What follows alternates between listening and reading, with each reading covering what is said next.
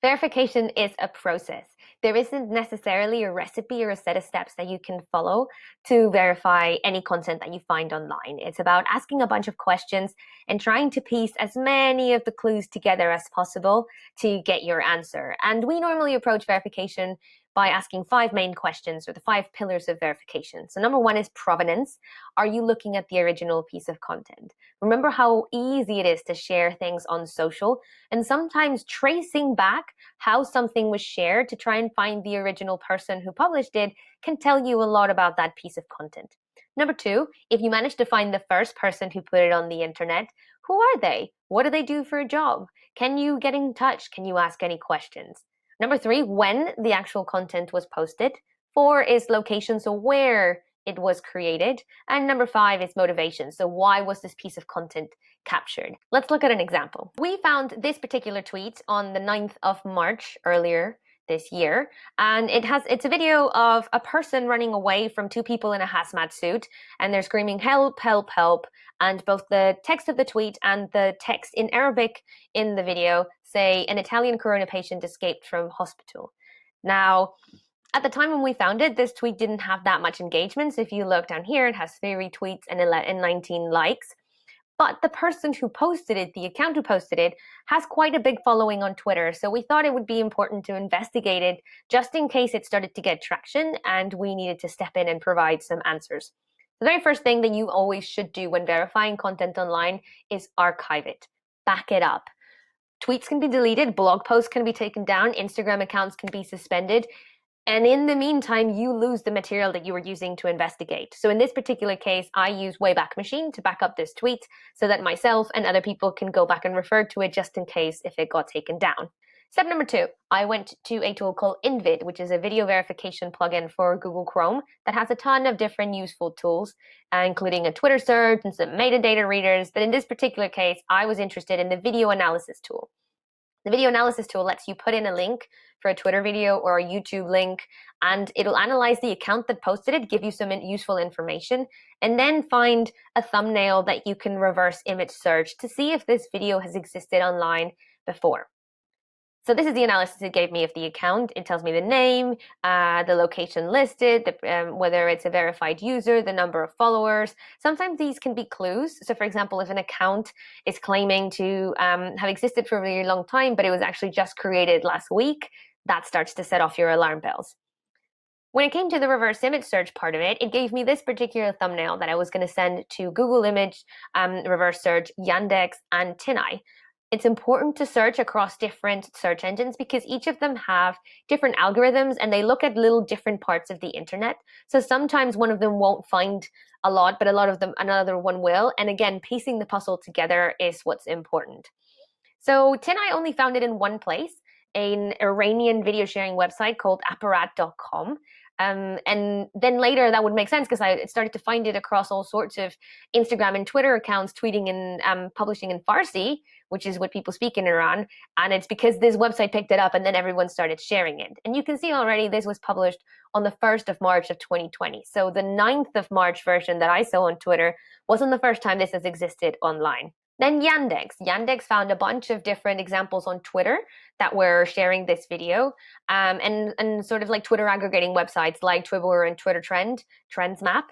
And that was able to give me a bunch of other spaces where it had been shared online. Google Images found it on 9gag, which is a website that people use to share funny memes and content. A bunch of other Twitter accounts, TikTok, Instagram, Reddit, and different places. So what I did was I went through and opened as many of these links as I could, trying to see if I could find, number one, the original person who posted it, the oldest version I could find, and also the highest resolution video, because some of these are really pixelated because they've been reshared and recropped.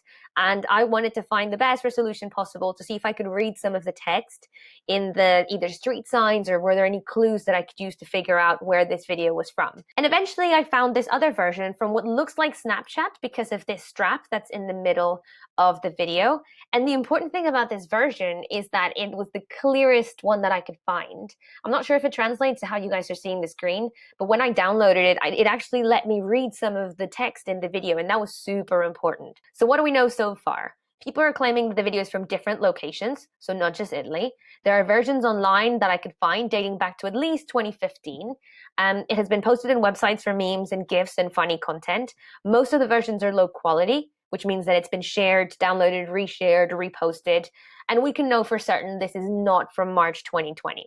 Now, this might be enough information for you to then say, you know what, we're not going to run it, right? Because I can't, it's not from this year, it's not a corona patient, and then it doesn't really matter where it came from because I know what it's not, right? And that might be enough for your editor, and a simple search through Invid would have gotten you there. But we can dig deeper. Using that version that I found from Snapchat that gives you actually a lot more of information, I started to pause the video at different times to try and read the signs and get some visual clues to geolocate it.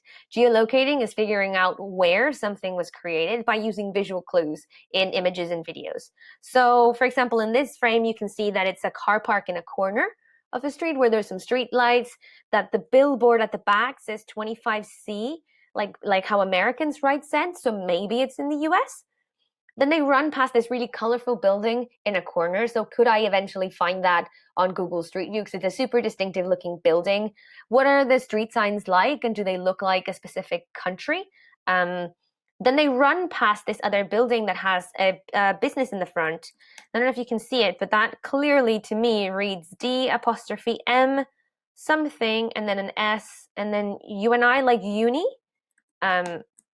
And you can also see the kinds of cars that people are driving. So they're bigger, not really European looking cars. And the side of the road that they're driving on means that at least they're not in the UK. And last but not least, when at the end of the video, when they run past the street, there is this specific signpost that has a like a sign on the lamppost. And if you blow that up, that clearly to me reads Kean, Kean. So I did what we all do when we have a question. I typed it into Google. And if you Google Kean, the first result that came up was this, Kean University, and it showed me this logo. And it looks exactly like, well, not exactly, but close enough to the logo of the sign on the lamppost. So maybe it's Kean University. So then I typed that into Google Maps to figure out where is Kean University. And it turns out it's in Union, New Jersey in the United States. Union, New Jersey doesn't look like a big town. So do I just go about maybe searching all the parking lots and looking at them in Street View to see if I can find that specific one? Just using Google Street View to explore and walk around? Do I search for that colorful building on the corner? Or maybe the advert that had 25C? Or what about the business? D''M something, uni, and then an end of a word. The good thing about looking for businesses as clues is that most of them tend to be listed on Google. They have websites, they have Facebook accounts. They want people to find them to get their clientele and their custom. So I started thinking, how can I finish this sentence? DM, unicorn, uniform, unisex. Maybe unisex because it's like a hairdresser's, like a place where they cut your hair. So I went to Google again and typed D''unisex, Union, New Jersey. And there it is. Demara's Unisex is a hair salon listed on Facebook on 292 Morris Avenue, Elizabeth, New Jersey. Now, Elizabeth and Union, are they the same thing? Are they different neighborhoods in the same place? Let's find out. I took that address and plotted it onto Google Maps and actually found the other thing that I could verify, which was that really colorful building on the corner. And if you use Google Maps to look around, behind us, there's a car park. So I found the exact place. If you really wanted to be super sure, now that we have a specific place, you could do some good old-fashioned journalism and check the CDC's website for reported cases in New Jersey. You could even contact the local authorities, so call the New Jersey Department of Health and ask. So there's always analog ways of backing up your digital investigation.